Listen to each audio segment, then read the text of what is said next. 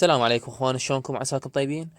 بس شوفوا هذا العماني شلون يحكي باللهجة العراقية البصراوية. شوفوا عودك قلبي كلبي. مهمة جدا لازم تنتبهوا لها.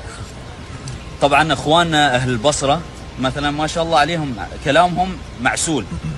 اذا رسل لك واحد من العراق قال لك هلا كلبي، هلا كلبي ما معناته انت كلب، يعني قلبي هلا قلبي.